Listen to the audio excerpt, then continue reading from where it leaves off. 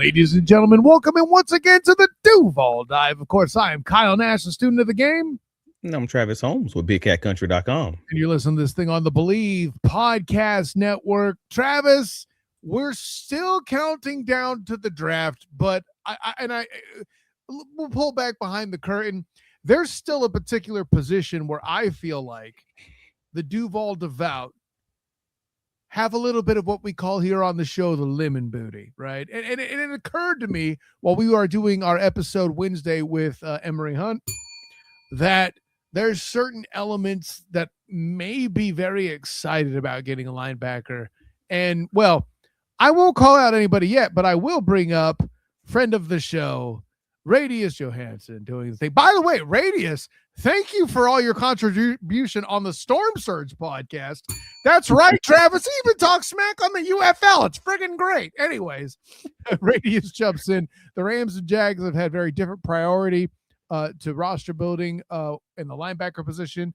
The Rams having one of the lowest investments in the league, whilst the Jags invested heavily in Foye twice, plus trading up for Lloyd, double dipping with Muma and do we have to bring up Chad Muma? Anyways, yes. With Muma and following up with Miller. Do you see the linebacker priority changing for the Jags with Gladstone Jimmy Stones as GM in the difference of more a system of McVay and his DC's thoughts on the position, which may be different for Coen and Campanelli? So first of all, Radius, thank you very much for the grab bag question. I'm glad I'm scuba certified. You went a little bit deep there, but the long and the short is there wasn't much linebacker investment per se for Jimmy Stones when he was with McVay in that group. And does that translate over with Coach Camp and Coach Coen here and that? And by the way, I think an element of that isn't the Rams avoiding linebackers per se, but Aaron Donald makes any linebacker instantly better. I'm just going to mention that. That's huge, right? Like it's the context that it feels like it's truly missing in this conversation. Correct. And everybody's been hammering that table saying that the Jaguars won't draft the off-ball linebacker simply because they didn't re-sign Devin Lloyd. That's kind of the root of this conversation. And then they're also take a look at the Rams late stage of that Rams roster. Mm-hmm.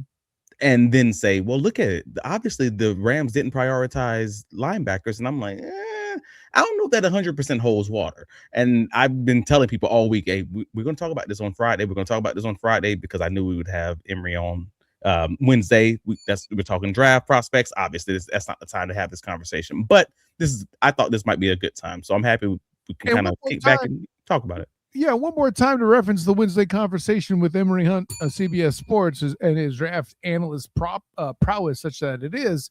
I think another element I mentioned on that show, Ray Lewis even had Sam Adams and Haloti Ngata. Right. I think it's different for the Jags because Foye might have been hiding some deficiencies at the defensive tackle position, right? And when Falarazzi Fatukasi, who seems somehow to still be among the higher-rated D tackles compared to what we currently have. I'm sorry. I'm bringing that up because I'm still bitter he left and went to be a Texan, and I say that as a non-card-carrying member of the Devout, folks. But, right, other than Eric Armstead, who's the next best D tackle that Foye has played with? That's a compelling question, right? Yeah, so in some ways, the Jaguars absolutely felt like that they overdid it with the amount of off-ball linebackers that Trent Baalke brought in. I think that's actually a fair statement. But in other ways, I also think it's a misstatement if you were to say that the Rams did not invest in off-ball linebackers. And it just depends on how you want to look at it. Because if you take a step back, we're going to take a step back, add the additional context. We're only talking about 4 draft classes for James Gladstone. So let's start there. Correct. We're only talking about the 4 guys. He drafted Ernest Jones back in 2021 as a director of scouting. That was a 3rd pick. And drafted Daniel Hardy in the 7th round in 2022. And obviously drafted Jack Kiser last year as the 4th pick in the 2025 draft. There are other linebackers that they technically drafted, but that weren't necessarily off-ball linebackers. So when you look at things like, the San Francisco Data Niners posted on the socials talking about the different draft capital spent since the 2020 season over the past 5 seasons. It shows that the Jacksonville Jaguars have used 9% of their draft picks, which is like 1% higher than the NFL average on linebacker. And so that's technically speaking, it shows you objectively that the Jaguars have drafted more linebackers than most teams draft if you're looking across the NFL, while also that's not a crazy percentage higher. You know what I mean? Like you're talking 1% higher, basically. I mean, you're not going to flash this graphic and not have me notice that they're deficient as hell in drafting linemen. But go ahead. Sorry. No, you're not wrong. You're not wrong. I mean, if you're drafting, what is that, 7% lower than the NFL draft, than the NFL average in drafting offensive line, maybe you should work on that. You know, maybe draft a swing tackle, maybe draft an interior O lineman. That would be good. I just realized that's the biggest gap in all of these. Like the rest of them are 1%, 2%, whatever. That's 7% in either direction. And of course, it's the wrong direction because for all the trash we talk about how big somebody's hands are, apparently we don't get O linemen in the draft. But we're trying to be more physical, says Trent Baalke before he gets fired.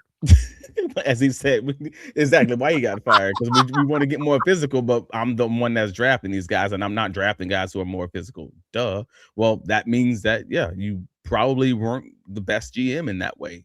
And obviously Trent had his misses, but he also had his successes, and we've seen some of those guys on the roster recently get paid. So I want to be clear in saying that his biggest deficiency was his inability to work with his coaching staff and also hire the right guys in his coaching staff, unfortunately. But also, again, the fact that the Rams, this is weird. All right, the Rams play a 3-4 defense, right? So if you're looking at on the Duval Dive on YouTube, you'll see 3 rows down where the Jaguars have drafted 12 defensive linemen over that time frame from 2020 to 2025, while the Rams have drafted 13. The Jaguars and Rams both drafted 6 linebackers in that time frame. But again, some of those were technically pass rushers for the Rams, even though they're labeled as linebackers, because again, they run a 3-4. It's more like Hines-Allen and Trevor Walker when they were running a 3-4, if that makes sense. Like they're basically defensive ends. But I show that to kind of say that, all right, cool. The Jaguars absolutely are drafting more linebackers than the Rams. Yes. But I still don't know that necessarily says that James Gladstone doesn't prioritize off-ball linebackers, because we already talked about the fact that in his first year, they drafted Ernest Jones in the 3rd round.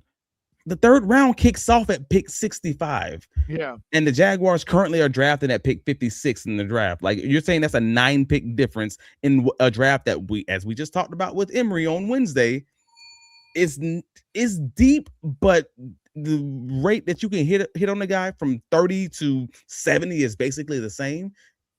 All right. So from that perspective, I'm looking at this like, the Rams had a situation where they drafted a really good dang linebacker in Ernest Jones in his first season as the director of scouting there. They won a Super Bowl. What was that in his second year in 2022? They won a Super Bowl, right? And then they signed Bobby Wagner to a $10 million a year contract that following season. I forgot about that. Folks, nobody's talking about that when they say James Gladstone don't prioritize linebackers. And I'm sitting there like, wait a minute, what are y'all talking about? In this first year, they drafted Ernest Jones, and then they signed 11-time all-pro linebacker inside linebacker. It's deeper. I'm going to take the baton from you on this. So somebody suffered the wrath of Bobby Wagner more than once as a 49er faithful over here, buddy. Okay. What Gladstone did was say, hey, listen, remember what you used to do with us all those years ago? If you could do something close with Aaron Donald's help, come on in. Right now, granted, I'm trying to remember the timeline. Aaron Donald's still on the team when they snagged Bobby Wagner, right? Yep. Bruh. Do you draft somebody when you got that combo? I wouldn't. Shoot. But that's why I'm going crazy right now, because I'm like, you got Jalen Ramsey, you got Aaron Donald, you got Bobby Wagner, and you just drafted Ernest Jones. Of course they're not. What are we talking about? Like Wagner ended up leaving the team the next season. But think about this from a financial point of view. At that point, they're not going to then use more resources on an off-ball linebacker moving forward. They got a pile of dead cap from the Wagner signing the year before, because he only stayed on the roster for 1 year. It didn't work out. But at that point, you're not going to use your your finances, you've invested enough in the defense between Ramsey, Donald, and Wagner. You're stuck right now. Whatever you have is what you have. And they use undrafted free agent linebacker Christian Rosenboom. They developed him and let him basically become their off-ball linebacker in that role. They didn't draft a replacement. That sounds very familiar right now. Like the Jaguars could be in that situation where they say Ventrell Miller. Oh, okay, Ventrell Miller. Yeah, exactly. That's the next Rosenblum. Wow. Travis, I'm glad I'm scuba certified. I know I've used that joke on Wednesday, but like you're dragging me deep too, man. Shoot, I need my own oxygen tank at this rate. Well, but that's what I'm saying. Like, I don't know that it's necessarily saying that they don't prioritize guys. They prioritize the hell out of linebackers in his first 2 years as a director of scouting strategy for the Rams. So that's like saying the Jaguars don't prioritize quarterback because they drafted Trevor Lawrence. Like, well, duh, because they got Trevor Lawrence. They didn't prioritize linebacker because they had an 11-time All-Pro and a really dang other good inside linebacker. They didn't need to. If that makes sense. I mean, if you're making that argument, I would argue they did less to prioritize quarterback because they never got good old linemen to protect him. Uh-oh. Well, my only real question when you start having the conversation of whether or not James Gladstone prioritizes linebackers truly comes down to saying, is anybody willing to say that this Jaguars defense is to that level of where the Rams defense was in their rebuild? Because we are trying to build this into something that Anthony Campanelli can walk out and say, all right, I got all these dogs and all these different levels of the defense, and I can run the defense in the way that I want it to be super dominant. They have all pros all over the place and heavy investment all over the place. Do the Jaguars have anything resembling that? Like, if you want to say it, feel free to make the argument, but I don't know that that's necessarily the case. I'm not going to say they don't prioritize it because we live in a world where Gardeck got re-signed. I mean, heavy investment means, again, we're talking all pros. We're talking pro. Like they lost the only all pro. To your point, the term heavy is involved. Now, granted, this is the part that makes it difficult. I know you probably want to throw a pause in there somewhere, but the punchline is, the other piece is, and the part that makes this difficult, which is why this, first of all, props to Radius again. This is a good question. Mm-hmm. It's not that they're unwilling, they being Stones and Camp. It's not that they're unwilling to invest. I'm just in that space, Travis, where, again, we're still exercising the cap sins of Trent Baalke as well. And it's not that they were willingly getting rid of Devin Lloyd. A lot of guys know this, but I got to make this point just so it's clear here on this show. It's not like they didn't want to keep Devin Lloyd, but the dude had added so much value, he had to go get that bag. I get it. Sure, but then if you say that that's the reason that you're stuck in the situation of you're washing the cap, we'll call it. You're washing the load from what was left over from Trent Baalke's regime. Cool, I can get down with that. But then you're in the same situation. You were in the same situation after 2022 with the Bobby Wagner contract not working out, that you then had to wash your cap in the same way. And they used Christian Rosenboom to allow them to do that. And again, that'd still be the exact same comparison for Ventrell Miller to then take the role for Devin Lloyd. And that doesn't mean that you're still not drafting a guy like because the Jaguars don't have that heavy investment across the roster where they have all these all-pro guys. And I've often said that I thought this was a draft class where they're going to try to raise the ceiling of what this defense is. And even if that means trying to find a guy in the draft that's going to allow you to have a guy that's similar to Devin Lloyd, that might end up being the route.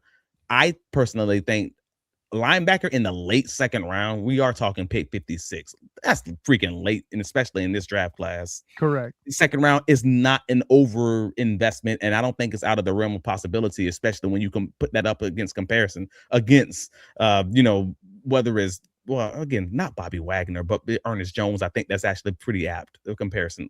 Okay. Yeah, no, but I get the apt comparison too. I mean, listen, personally, I would rather see a really highly touted guard fall to 56 and take that over a Jacob Rodriguez. I know I'm going to get in trouble with Jamal St. Cyr next week, but Okay, I said that mostly so we can remind folks that he's going to be on with us in our pre-draft final mock draft because Jamal St. Cyr is a friend of the show. But and here's an element too. I wanted to point this out before we get too far down the rabbit hole, Travis. We haven't even brought up Yasir Abdullah and Jalen McLeod as well, and where they fall into this because they were McLeod was drafted last year. Abdullah, granted, not one of Stones' guys, but he kept him around in the past offseason, right? These are other elements that could be seen as air quotes investment because you're spending the time to evaluate these cats. They mean something to you. I mean, but yeah, and that's not to mention Jack Kiser. And again, I'm not trying to just throw all the names out and just say it's all the guys, but this is also interesting because folks don't generally look at things in the ways that a lot of the general managers look at things. And I'm not saying this is across the league, but I'm talking about your top general managers. So like if you want to look at guys like maybe a Howie Roseman, a Philadelphia Eagles general manager, everybody always puts him at the top of the Mount Rushmore saying he's the guy. He's the general manager in the NFL. Rings help, Travis. Just throwing it out. The rings obviously help. But you know what his philosophy is? His philosophy is to get guys who have the quote unquote potential to develop by year 3 into maybe an all pro. He didn't say be an all pro, just maybe an all pro. Like he knows these guys going to need time to develop and they might have a veteran in the way that maybe have a soon to expire contract, whatever it may be. Like they could be coming off a college injury, whatever. He's just saying get the best player. Is the term. Yeah. Right. He just wants the guy who's a high level player. Like if you think if you were drafting the best guy, maybe they're coming off of an injury, they need a year, whatever it is. I got time on my hands. So when folks mention Jalen McLeod or when they mention Jack Kiser because they didn't see anything from him and they just kind of just disregard them as someone, then they obviously they're not going to be on this roster or they're obviously not good enough because they didn't beat so and so out last year. I'm like, if your GOAT, Howie Roseman, is telling you, nah, man, I'm drafting these guys for 3 years out. I don't know if they're going to play this year. I don't know if they're going to play next year, but I know we have a plan for them and we're going to develop them in the meantime. I'm just like, don't worry about the draft grades this year. We're going to see when we look back 4 years from now what this looks like. But he's saying give him at least 3 years. Dang, I guess we got to give him 3 years, right? And that's a general rule for drafting in general, right? How many times, hell, me in particular on the Student of the Game podcast, back when I used to do that, would I say draft grades are silly. You need 3 years to evaluate a player anyway. All Howie Roseman's doing is subscribing to that. And to your point, you had mentioned green dot linebackers when we were talking again with Emory Hunt on Wednesday. There are guys all over the draft that fit that green dot linebacker piece. And listen, man, I wanted to do the graphic because you did such a good job on it. There are guys to show here, even Jamal St. Cyr's talented Jacob Rodriguez on the list here. There are guys prospected all over the draft here that are in this graphic, but I'm seeing a 6 in there when it comes to Tarian York of Texas A&M. Yeah. So, I mean, there's a lot of guys. Like if you think that the Jaguars are going to prioritize linebacker, then you have guys at the top who still fit that green dot linebacker formula where these are the communicators on the defense. They've shown you that they can do it at a big school. I mean, we had this conversation offline with Emory Hunt after the podcast, and we were just talking about our favorite prospects or the guys who are highly rated that we don't see it or whatever. We got into a whole conversation about Anthony Hill Jr. Just because I thought Anthony Hill Jr. for honestly, and this is my first time saying it on the air, but I thought Anthony Hill Jr. was basically black Leo Chanel, like Kansas City Chiefs free agent. I believe he signed up with the Washington Commanders this past offseason, and it's like he's a really good pass rusher. I just expected to see just a little bit more because a lot of guys out here, like Lance Zierlein compared him to Bobby Wagner. And I'm like, nah, bro, that ain't it. Like that's just not it. Like he's a really good pass rusher. I'd expected to see him put all 3 phases of the game together. He's a guy who's definitely better being downhill as far as that's concerned, but I just didn't see him put it together in the passing game. I didn't see him necessarily put it together as far as consistency in stopping the run, but he also played for a team whose coach got fired at the end, in early December. So I'm just like, was this coaching and development that's just lacking and missing there? Because he's so dang athletic and he's so good at rushing the passer. I just don't know what's missing there, but it reminds me very much in some ways like Devin Lloyd coming out of college. So that's just like, all right, interesting. That's why I landed a little weird on that take. And then you had like other guys on that list, like what was it, Kyle Lewis? No, actually, no, I'm sorry, not Kyle Lewis. No, Jacob Rodriguez. We already talked about Josiah Trotter. I mean, another one that's always been on the list for Jaguar fans has been Caleb Alarms Orr out of TCU. I mean, he's more of one of those 4th round, 5th round prospects. Like he's a high character guy, locker room leader, solid athleticism, led the Big 12 in tackles. But he also occasionally struggles with like play action. But when you're talking about, there's 3 Big 12 guys on this list. Like I thought Big 12 was supposed to be bad. What the hell just happened? I mean, that still don't mean you won't have guys that's flying around. And yeah, that's the big part of it, and especially in this wide college field. But like, yeah, I mean, yeah, Elam's Orr, he's solid. He's really dang solid. Like again, another green dot communicator, but he still has room to develop, because that's why you're talking about guys in the 4th to 5th round. Like either they're going to have athletic limitations, or they're probably going to be your bigger, we'll call it bigger slots. Very similar to Devin Lloyd. Like Devin Lloyd was like 235, and a lot of these guys end up being in that 220 range. Like that's just kind of that's the feel that you kind of get from a lot of those guys. And Torian York, he's probably your last like starting caliber type of guy, and his big limitation was his size. Like he's just 5'11" from Texas A&M. Like, and he's limited athletically, but he's freaking smart as it can be. He's an IQ, like coach on the field kind of guy. And great at route recognition, but he's a dog. He's the kind of guy you probably want if you're looking at this from the Rams perspective. Like just a guy you don't expect much from, but he's going to come in and be your new defensive LaQuint Allen, I guess the best way of saying it. This is a fascinating take that I'm just now coming up with as I look at these guys, Travis. You have a national champion, 3 SEC guys, and 3 Big 12 guys. I mean, yeah. yeah. And this is not an all-inclusive list. Like obviously there's more other guys who called plays, in the huddle and communicated the alignments and the assignments to the defensive backfield and all those guys, and talking to the coach, being the quarterback of the defense basically. But these are the guys who I've consistently shown to have links to the Jaguars that I'm just like, all right, cool. I think that's worth talking about. So whether they draft a linebacker high or whether they draft a linebacker low, you got to assume that they're going to draft a linebacker to come in and compete with Ventrell Miller at bare minimum, if not to outright try to just give those guys an opportunity to take the job. Like, I feel like that's probably your bare minimum start to the conversation. I mean, you already know what I'm going to say. The fact that there's no ACC guys on that list is already a start for me. Anyways. You hater. Bro, I can't flash the exaggeration alert on that. You're complete. Where's your completely accurate? There it is. Height. That's right. ACC. Height. Correct. Well played. Jesus, you hate the ACC like I hate the Titans. Like, it's great, but this is interesting. God, that's a fascinating point. Wait, can I get back to you on that? I haven't thought about that yet. All right. Cool. No, man. So like overall, I think it's just I'm not willing to say that the Rams and James Gladstone in his history does not prioritize a linebacker. And also, I'm not 100% sure we can effectively say that the Jaguars won't draft a linebacker in the 2nd round, pick 56 of what we all consider not to be a very, let's say, not top-heavy draft. You're right. It has a lot of depth, but the ability to miss on a lot of these guys is probably equally high, from 20 to 70. Let's stay with Emory Hunt's analogy of frosting and cake, right? There's not a lot of frosting on this draft, but there's a lot of awfully delicious cake in it. Boom. There you go. Right. So at the end of the day, I'm just wanting folks to stop saying these things because it sounds true for the late stage Rams. Yes, they did not draft linebackers. Also, because they couldn't draft linebackers because they had just paid a linebacker a boatload of money and had a pile of dead cap from that transaction when it didn't work out. Correct. And listen, Travis, don't fault the Duuval for having just a bit of lemon booty, having lost Devin Lloyd after he did what he did. And we've made this point on past episodes of the Duuval.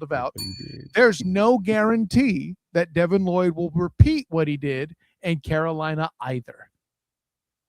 But if he does, boy, oh Lord, there's a lot of people that got some tweets to delete. I can say that for sure. What a great crowd. Good. You know what? There's a bell for Travis D. Holmes. I wasn't ready for that one. Good job.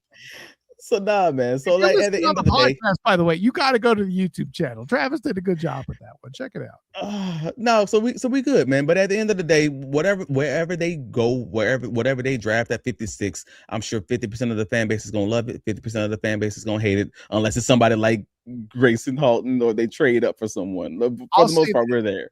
I'll say this.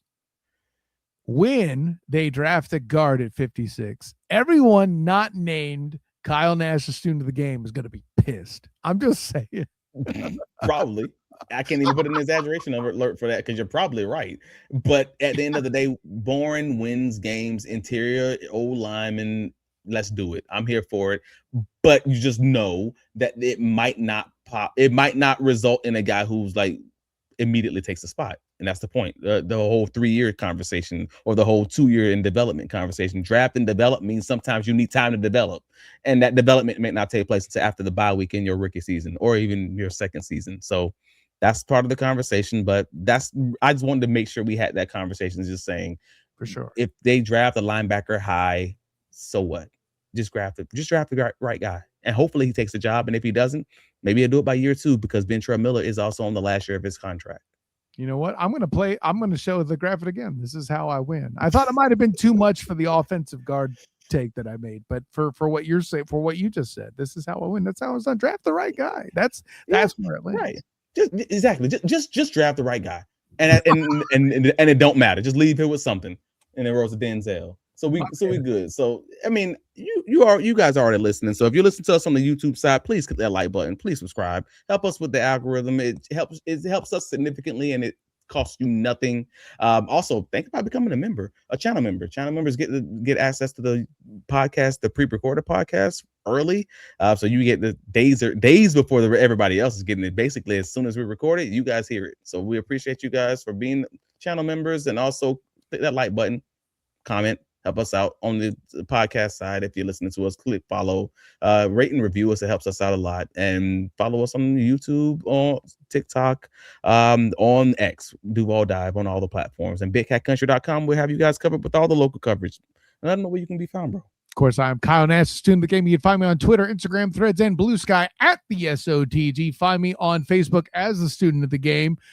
Check out my work with Locked On UCF and UCF Night Zone as well. As you're listening to this, I will be most likely talking to somebody there at a practice presser, as well as my work with the Storm Surge podcast with my guy BP, who I will be headed up to Jacksonville to do a live remote as the Birmingham Stallions host the Orlando Storm, doing all of that. So make sure you check that out, Storm Surge podcast. And of course, my work covering the Orlando Magic.